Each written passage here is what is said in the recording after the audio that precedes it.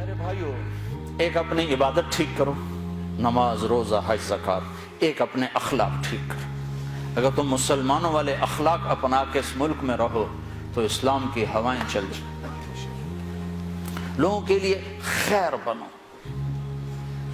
ایک صحابی نے کہا یا رسول اللہ میں چاہتا ہوں سب سے بہترین میں ہوں، تو آپ نے کیا کہا؟ تہجد پڑھ، روزے رکھ، نفل پڑھ، صدقے کر، خیرات کر، حج کر، عمرے کر۔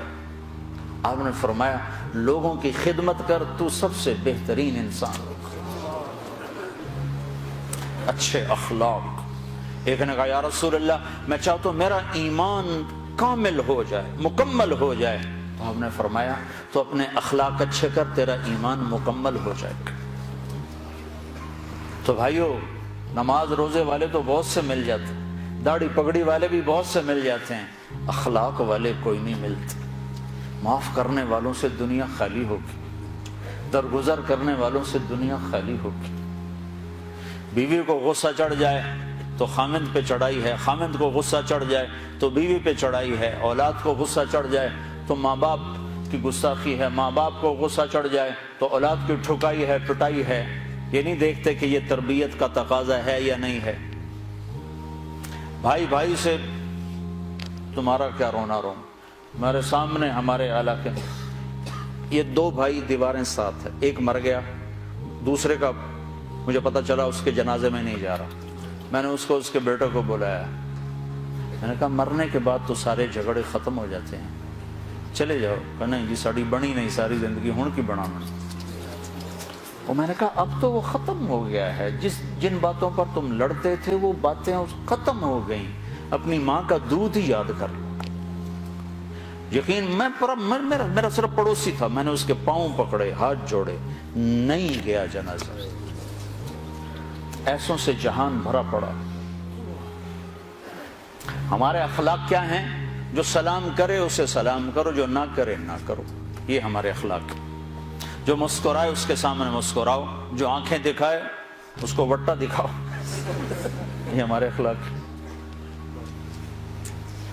آپ نے ارشاد فرمایا ساری زندگی کے تہجد گزار اور سارے دن کے روزے دار سے آگے نکل جائے گا اچھے اخلاق والا۔ چونکہ یہ مارکیٹ میں سودا ہے نہیں۔ اور سارے اخلاق کا نچوڑ ایک چیز بتاتا ہوں، یہ زبان قابو میں رکھو، سارے اخلاق قابو میں آ جائیں گے۔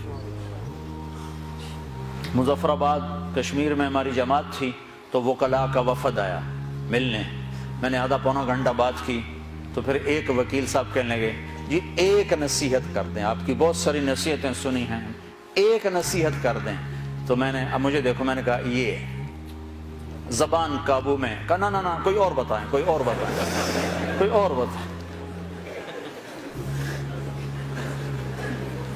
اگر آپ اپنی زبان پہ قابو پا لو، غصے کے وقت بھی، خوشی کے وقت بھی، اس میں سے تول لفظ نکالو تو آپ سے بڑا مقام والا کوئی نہیں ہوگا۔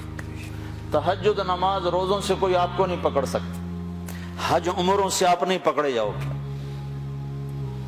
سعید انور اور محمد یوسف جب مسلمان ہوا تو یہ دونوں میرے پاس آئے تو کہنے لگے سارا زور لگ گیا کرکٹ پر، تو کوئی جنت کا شارٹ کٹ بتاؤ، زور ادھر لگ گیا۔ تو میں نے کہا اپنے اخلاق ٹھیک کر لو۔ اس پر تھوڑی سی بات کی، کہا نہیں نہیں نہیں یہ تو بہت مشکل کام ہے، تو بہت مشکل کام۔ میں نے شارٹ کٹ تو پھر یہی ہے، آپ کو جس روڈ پہ رش ہوتا ہے تو آپ گاڑی موڑ لیتے ہو کہ نہیں موڑ لیتے؟ اب وہ پہلے کو کمپیوٹر بھی بتا دیتا ہے ادھر نہ جاؤ، ادھر ٹریفک بلاک ہے، تو آپ خالی روڈ جب ہوتی ہے تو آپ گاڑی بھگاتے ہو، راستہ کھلا ہے بھگاؤ جتنی بھگا سکتے ہو۔